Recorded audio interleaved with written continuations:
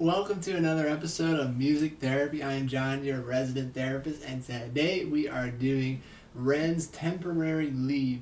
This is about his character Richard. If you haven't seen Vincent's Tale 2, I'm not quite sure of the order, but be sure to watch whatever you can because REN is dropping some bombs here. So let's get right into this, y'all. You need time, Richard. Oh, come on. You've been dodging the counselling sessions, mate. It's policy for a reason. Going through that's going to mess with anyone's head, yeah? I don't need sessions. I'm fine. Woo! So his boss here. Okay, so the backstory. Spoiler alert. Watch out. Don't watch this if you haven't seen his other videos.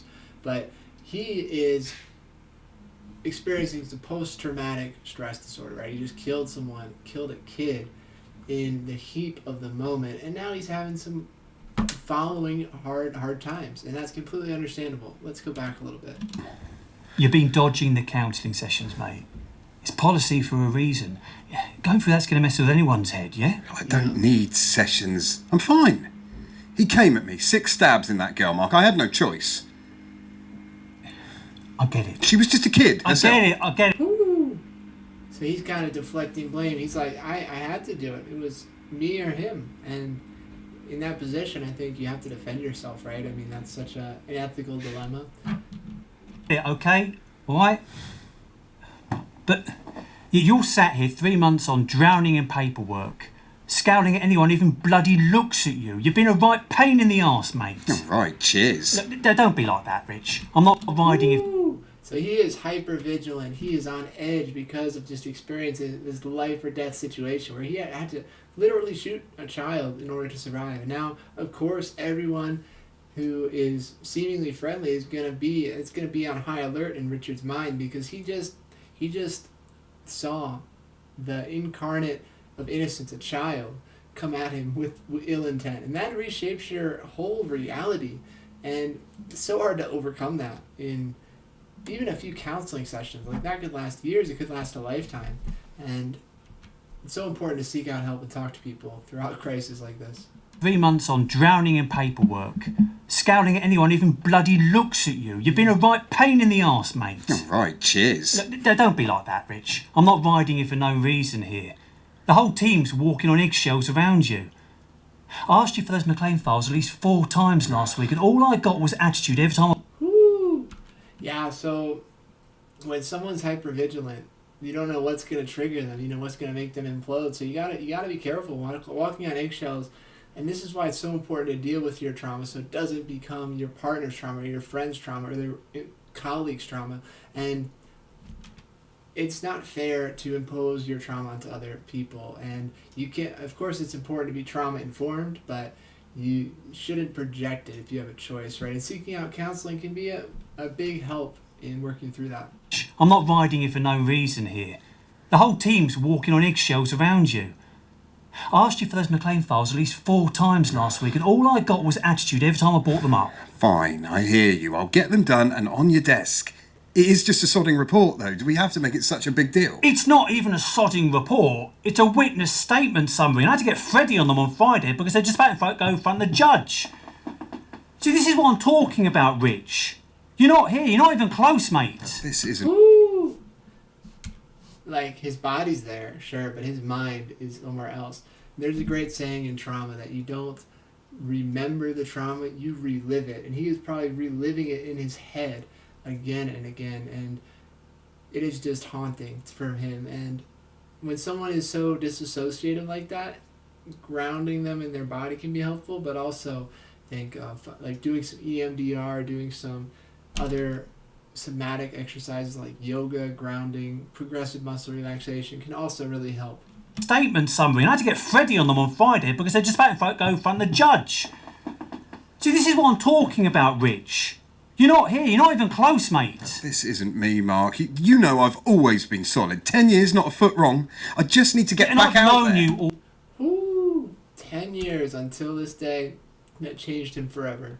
You know I've always been solid. 10 years, not a foot wrong. I just need to get back out there. I've known you all that time. Spotless. Like clockwork. But this... You're not the same bloke. Now, I've let it slide. I've kept you on the desk through the investigation, but I am out of moves here. Oh, so they're investigating the Vincent's Tale murder here, it looks like, and he looks like he's so post-traumatic stress that he can't work on this case anymore. And I think that is a good call. When you're so emotionally invested in something, you got to get away from it in order to grow and to heal. Because if you're in the trauma still, good luck healing through that. It's just going to re-trigger, re-traumatize you. Now, I've let it slide. I've kept you on the desk through the investigation, but I am out of moves here. You can give me a chance. You know I'll sort it. I'll work better again. You know I need this. I can make it work. Just get yourself back up and running. The job's always here for you. It's not that bad. I spoke to Kate earlier. She said you're going through the same thing at home. Ooh, okay. So a few things here. Guys, and especially just young people, like really attach the value they have to their career. And so without a career in the police force, Richard's probably going to be so aimless, so lost, and it's going to be hard to really redefine who he is outside of this job. And that's why he's probably so resistant to giving up this job and going on leave, medical leave, in order to work on himself, because he's attached a core part of his identity to this job in the police force. Up and running. The job's always here for you. It's not that bad. I spoke to Kate earlier. She said you're going through the same thing at home. Ooh, yeah.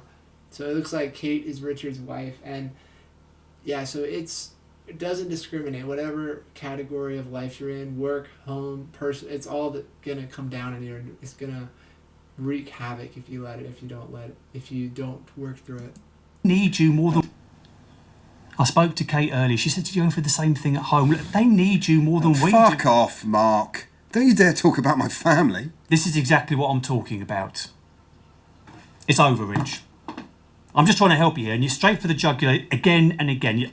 So you see how Richard's a bit defensive there? That's that hypervigilant. He is just on edge. Feels like everyone's threatening him. This boss wants to help him, but he is taking Kate and his boss's perspectives as ammo that's being used against him. And that's not what he wants. He wants to be understood and nurtured and helped and healed, but it is not happening with this job at all. And if he's unable to do his job, you got to do it. It's for the best interest of the job, and come back when he's ready. Don't you dare talk about my family. This is exactly what I'm talking about. It's over, Rich.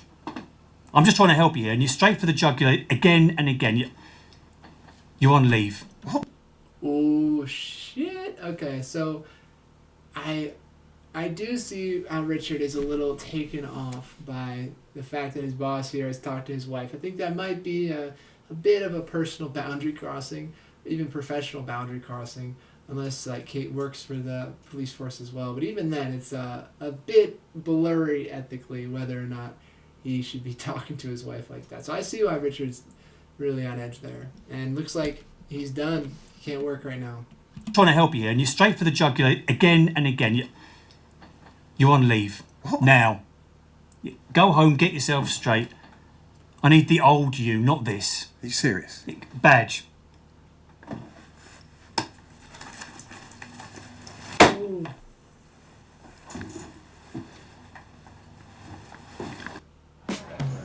Wow.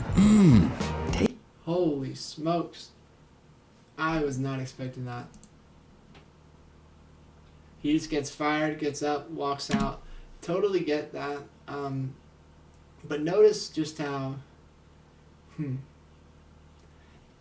it never really ends the trauma cycle until you seek out help on your own, because it will relive and take over your life at unexpected moments. So I think, especially having a gun, if he's on hypervigilance like that, a little paranoid, having those flashbacks, you can't be working as a functional police officer when you're that traumatized and that close to the trauma. I don't know how first responders do it. They are absolutely insanely resilient, strong people who have a tremendous amount of courage and willpower, and utmost respect to them. I work with a lot of first responders, and they are absolutely top tier people. Really amazing to humble myself in working with them. But thank you so much for being here. This was crazy video of Richard's backstory here, and I hope that you enjoyed, and please be sure to like, subscribe, comment, and I'll see you in the next episode of Music Therapy.